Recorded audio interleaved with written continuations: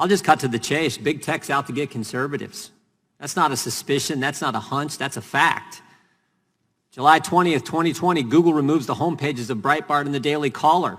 Just last night, we learned Google has censored Breitbart so much traffic has declined 99%. June 16th, 2020, Google threatens to demonetize and ban the Federalist. April 19th, 2020, Google and YouTube announce a policy censoring the content that conflicts with recommendations of the World Health Organization.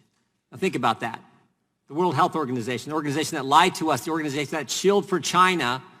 And if you contradict something they say, they can say whatever they want. They can lie for China. They can shill for China.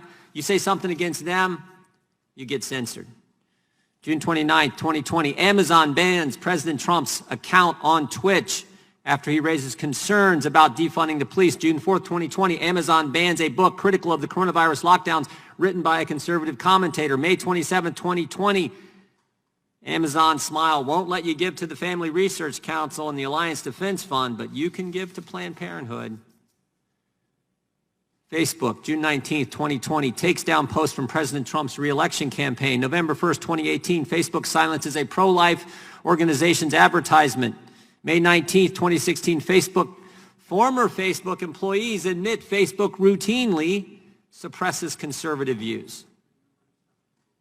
And I haven't even mentioned Twitter, who we actually invited, Mr. Chairman. We asked for you guys to invite him as one of our witnesses. You guys said no. I haven't even mentioned them. 2 years ago, they shadow banned 2 members of this committee. 4 members of Congress were shadow banned 2 years ago. 435 in the House, 100 in the Senate, 535, only 4. Only 4. Gates, Meadows, Nunes, Jordan, only 4 get shadow banned. And of course, what did Mr. Dorsey tell us? He said, oh, it was just a glitch in our algorithm. I asked him, what'd you put in the algorithm? The names Gates, Meadows, Nunes, Jordan? I mean, if I had a nickel for every time I heard it was just a glitch, I wouldn't be as wealthy as our witnesses, but I'd be doing all right. We've heard that excuse time and time again. May 28th, Twitter censors President Trump's tweet on the riots in Minneapolis. May 29th, 2020, Twitter censors the White House for quoting the president's comments about the riots in Minneapolis. June 23rd, 2020, Twitter censors the president again for saying he'll enforce the rule of law against any autonomous zone in Washington, D.C. You can tweet all you want about the autonomous zone that happened in Seattle, but the president tweets that he's not going to have one in Washington, D.C. Nope, can't do that. You get banned, you get censored. Dozens of examples. Oh, I forgot one. Just last week, July 21st. Here's what Twitter did. The leader of Iran, the Islamic Republic of Iran, this is from the largest state sponsor of terrorism. Twitter allows this tweet, quote, the Islamic Republic of Iran will never forget the martyrdom of Soleimani and will definitely strike a reciprocal blow in the United States. So you can threaten the citizens of this great country, the leader of the largest state sponsor of terrorism. That's just fine. But the president says he's not going to allow some autonomous zone in D.C. and he gets censored. All kinds of examples. Most of them from this year, and that's what's I think critical for us all to understand. Most of them from this year and election year. And that's what concerns me and so many Americans, because we saw what Google did in 2016. We all know about the email the day after the election where top executives at Google email chain where they talked about the silent donation Google made to the Clinton campaign. Now, thank goodness it wasn't enough, and in spite of their efforts to help Clinton, President Trump won. But we're 97 days before an election, and the power, as the previous chairman and ranking member have said, the power these companies have to impact what happens during an election, what American citizens get to see prior to their voting, is pretty darn important. That's why this committee hearing is important. Look, we all think the free market's great. We think competition's great. We love the fact that these are American companies. But what's not great is censoring people, censoring conservatives, and trying to impact elections. And if it doesn't end, there has to be consequences. There have to be consequences. That's what I'm concerned about, and I think what so many Americans are concerned about. So I look forward to hearing from our witnesses, Mr. Chairman.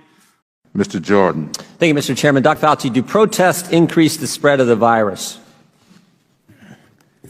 do protests increase the spread of the virus? I think I can make a general statement. Well, 500,000 protesters on June 6th alone. Yeah. I'm just asking that number of people, does it Yeah. increase the spread of the virus? Crowding together, particularly when you're not wearing a mask, contributes to the spread of the virus. Should we limit the protesting? I'm not sure what you mean. How do we say limit the protesting? Should government limit the protesting? I don't think that's relevant to. Well, you just said if it increases the spread of the virus. I'm just asking, should we limit it? Well, I'm not in a position to determine what the government can do in a forceful way. Well, you make all kinds of recommendations. You make comments on dating, on baseball, on everything you can imagine. I'm just asking you, just said that protests increase the spread. I'm just asking you, should we try to limit the protests? No, I think I would leave that to people who have more of a position to do that. I can tell you. Government stopping people from going to church, Dr. Fauci. Yeah. Last week in the Calvary Chapel case, 5 liberals on the Supreme Court said it was okay for Nevada to limit church services. Justice Gorsuch said it best. He said there's no world in which the Constitution permits Nevada to favor Caesar's Palace over Calvary Chapel. I'm just asking, is there a world where the Constitution says you can favor one First Amendment liberty, protesting, over another, practicing your faith? I'm not favoring anybody over anybody. I'm just making a statement that's a broad statement that avoid crowds of any type, no matter where you are, because that leads to the acquisition and transmission. And I don't judge one crowd versus another crowd. When you're in a crowd, particularly if you're not wearing a mask, that induces the spread. It's a simple question, doctor. Should we limit the protests? Government is obviously limiting people going to church. And look, there's been no violence that I can see at church. I haven't seen people during a church service go out and harm police officers or burn buildings. But we know that, for 63 days, 9 weeks, it's been happening in Portland. Right. Yeah. Well, one night in Chicago, 49 officers were injured, but no limit to protests. But boy, you can't go to church on Sunday. I don't know how many times I can answer that. I'm not going to opine on limiting anything. I'm just going to tell you. You've opined on a lot of things, Dr. Fauci. Yeah, but I've never. This is something that directly impacts the spread of the virus, and I'm asking your position on the protest. Yeah, I'm not going to opine on limiting anything. I'm telling you what it is, the danger. And you can make your own conclusion about that. You should stay away from crowds, no matter where the crowds are. Government has stopped people from going to work. In fact, just in New Jersey 4 days ago, Ian Smith, Frank Trombetta were arrested for trying to operate their business, their gym. They were arrested. But my bet is if these two individuals who own this gym were outside just in front of their gym, and all the people who were working out in their gym were outside protesting, they'd been just fine. But because they were in the gym working out, actually running their business, they got arrested. You think that's okay? I'm not going to opine on who gets arrested and who does not. You get where I'm going. I'm telling you, as a public health official, I say crowds. Do you see the inconsistency, though, Dr. Fauci? There's no inconsistency, Congressman.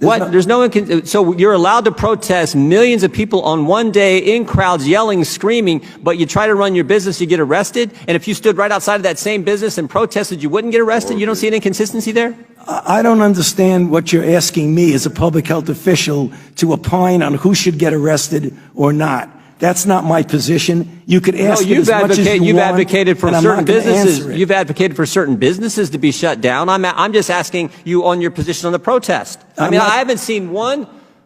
We've heard a lot about hair salons. I haven't seen one hairstylist who, between haircuts, goes out and attacks police or sets something on fire. But we've seen all kinds of that stuff during protests, and we know the protests actually increase the spread of the virus. You've said that. I said crowds. I didn't say specifically. I didn't say protests do anything. So the protests don't increase the spread of the virus? I didn't say that. You're putting words in my mouth. No, I just want an answer to the question. Do the protests increase the spread of the virus? I don't have any scientific evidence that anything. I can tell you that crowds are known, particularly when you don't have a mask, to increase the acquisition and transmission. No matter what the crowd is. So you don't have a position on whether the protests increase the spread of the virus or don't increase the spread of the virus? I'm saying that crowds, wherever the crowds are, can give you an increased probability that there's going to be acquisition and transmission. But do you understand Americans' concern protesting, particularly according to the Democrats, is just fine, but you can't go to work, you can't go to school, you can't go to church. There's limits placed on all three of those fundamental activities, First Amendment activities, but protesting is just fine. You know, the gentleman's time has expired, but I'll just ask the gentleman to just think about his question and put it in reference to crowds that gather at political meetings, at fundraisers without masks, on an oil rig in Texas, nobody wearing a mask, nobody social distancing, but a fundraiser. Right. Would that be problematic? With that, I'll yield 5 minutes to Mr. Foster.